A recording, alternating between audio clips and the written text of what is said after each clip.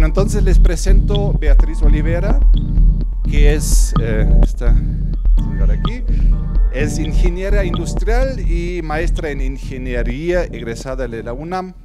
También tiene diplomas en energía renovable y desarrollo sustentable y en diseño y la ejecución de política pública en temas ambientales.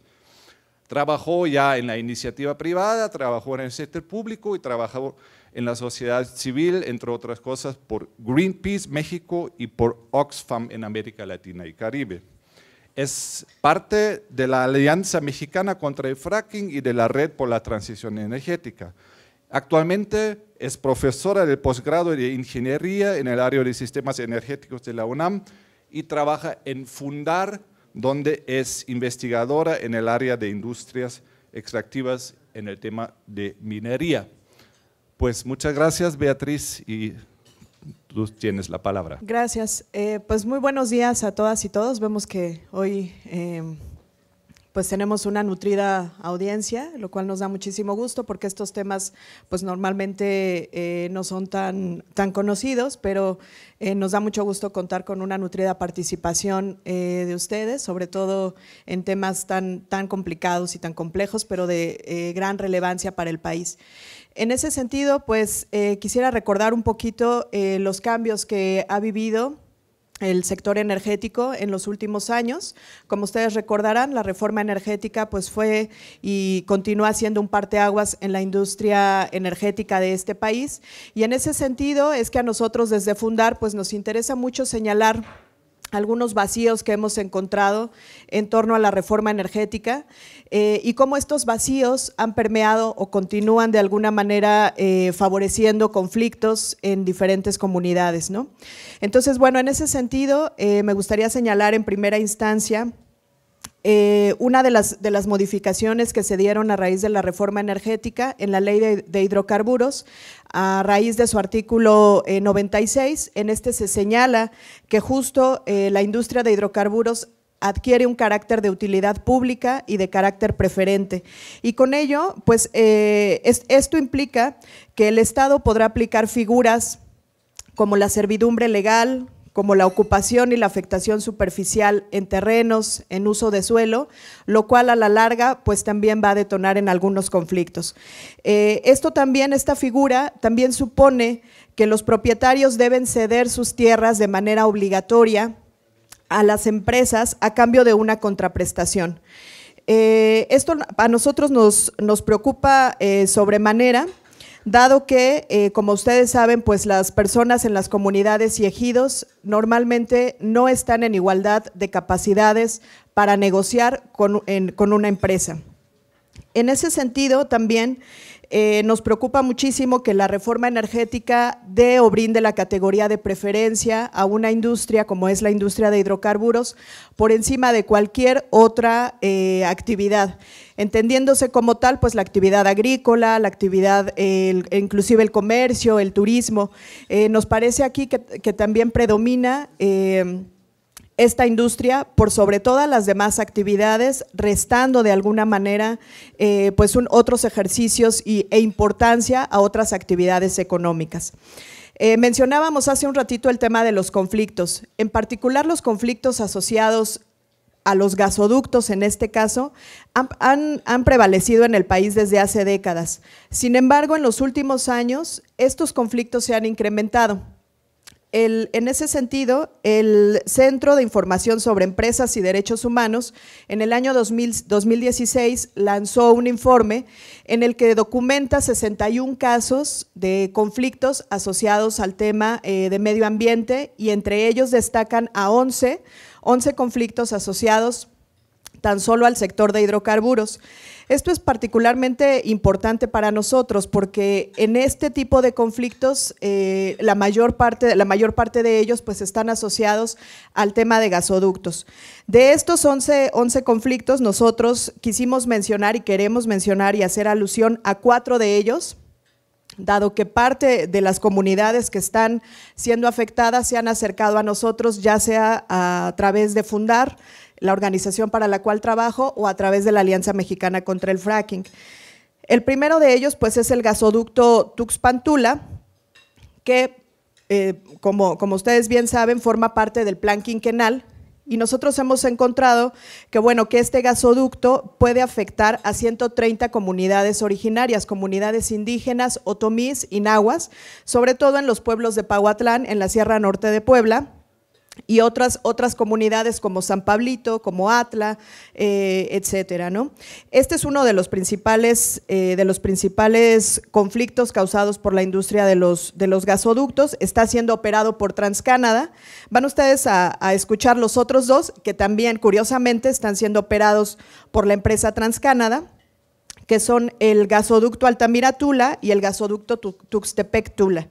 En este sentido, a nosotros nos parece muy importante llamar la atención acerca de estos conflictos que están siendo operados no solamente por el Estado, sino por empresas, y cómo estas empresas están violentando los derechos humanos, sobre todo de comunidades indígenas, y particularmente lo referente al tema de la consulta. Algo que las comunidades originarias nos han comentado, pues es que justo se han violentado estos derechos a la consulta porque nadie les ha preguntado si aceptan o no que se construya o que un gasoducto pase por sus terrenos. Yo me pregunto, si a nosotros nos preguntaran o simplemente viéramos la obra en nuestras casas, creo que también estaríamos de alguna manera en descontento, ¿no? Entonces, bueno, solo comentar esto, que estos 3 gasoductos son principal fuente de conflicto actualmente, y no puedo dejar de mencionar el proyecto Integral Morelos, que como ustedes saben también, pues es un conflicto que ha predominado desde hace ya algunas décadas y que por supuesto pues también va a afectar a varios estados, a Morelos, a Puebla y a Tlaxcala. En ese sentido, nuestras preocupaciones no solamente giran en torno a la construcción o no de los gasoductos, sino también a entender de dónde proviene el gas o de dónde proviene,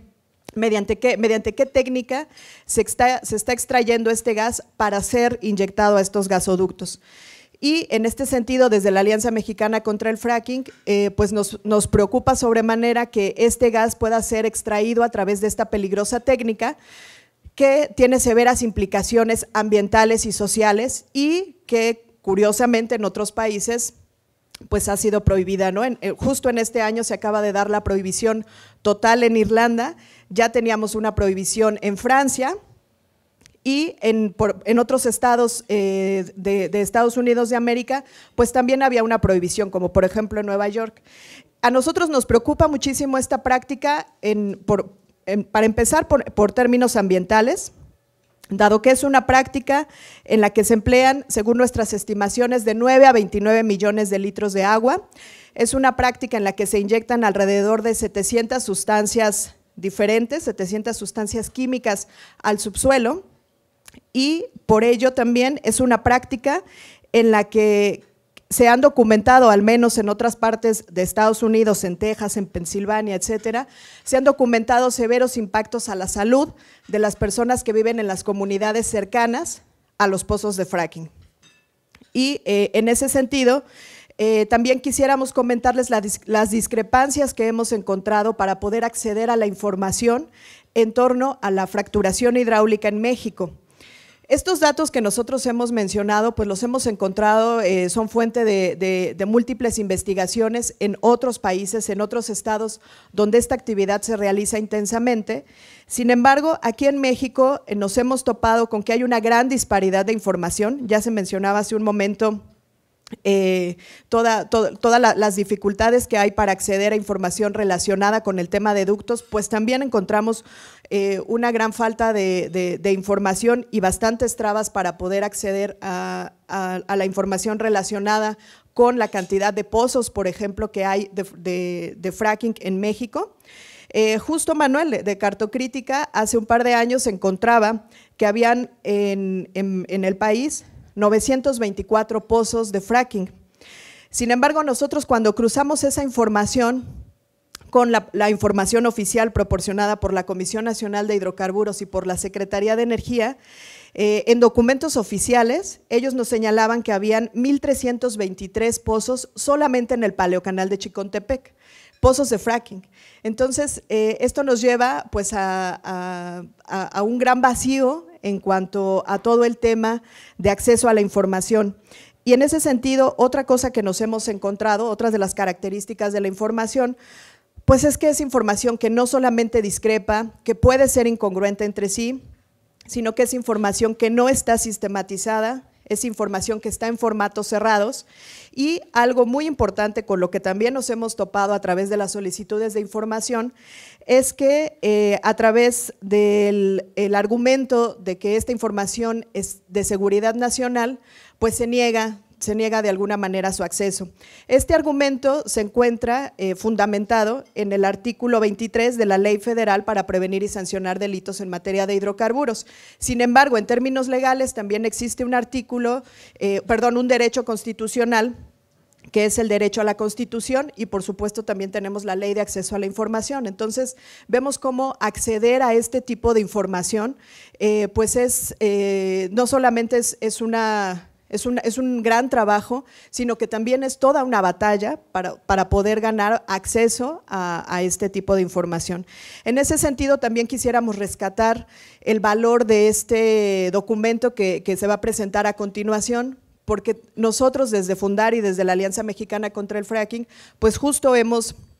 lidiado con este tipo de bloqueos y con estas batallas, y hemos dado la batalla en el tema de acceso a la información. Y el que ahora exista una serie de mapas y toda esta información que se va a presentar, pues nos parece que puede allanar muchísimo el camino en materia de investigación. Finalmente, no podría dejar de mencionar, y aunque ya se mencionó brevemente hace un momento, el tema de la transición energética. Para nosotros, el apostarle al gas natural como un combustible puente o como un combustible de transición es un gran mito, no solamente en términos de gases de efecto invernadero, sino también porque en términos económicos las energías renovables superan por mucho en sus ventajas con respecto al gas natural. Para nosotros también nos parece que la ley de transición energética debiera cumplir de una manera pues mucho más puntual con estas metas que se han planteado, y de esta forma el gas, nosotros lo que hemos encontrado es que aunque sí, de alguna manera el gas puede ser mucho más limpio de alguna forma en el momento de la quema o del momento de la combustión, no lo es así en el momento de la generación. Cuando el gas natural se genera a través de fracking, hay emisiones de metano, y el metano es un gas de efecto invernadero con un potencial de calentamiento 86 veces mayor que el dióxido de carbono. De hecho, algunos estudios señalan que si el gas natural si nosotros generamos gas natural en México, nuestra matriz energética dependiera solamente del gas natural, en 20 años el impacto de la extracción de este gas sobre el cambio climático puede superar en 20% al del carbón. Es decir, no solamente va a ser igual que si nosotros generáramos toda la energía a través de carbón, sino que lo va a superar en 20% más. Entonces, es un mito en realidad que el gas pues sea un combustible de transición. Nosotros creemos que es muy importante apostarle a las energías renovables, no solamente no a los megaproyectos, porque también sabemos de las implicaciones que están causando en materia de derechos humanos, pero sí en otras fuentes que son sumamente atractivas. Por ejemplo, en ciudades tenemos la generación distribuida, que también, como ustedes saben, pues han habido algunos intentos de la Comisión Federal de Electricidad, pues por no respetar las disposiciones establecidas por la Comisión Reguladora de Energía y por no impulsar este tipo de proyectos, pero sabemos que la generación distribuida es no solamente una de las tecnologías o una de las formas de generar energía mucho más accesibles para ciudades, sino también económicamente muy rentable. Entonces, bueno, en ese sentido, solamente señalar que nosotros, tanto desde Fundar como desde la Alianza Mexicana contra el Fracking, consideramos que el gas no es un combustible de transición, y de seguir con esta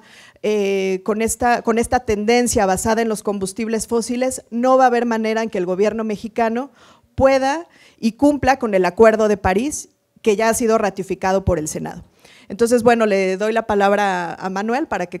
continúe con la presentación. Muchas gracias.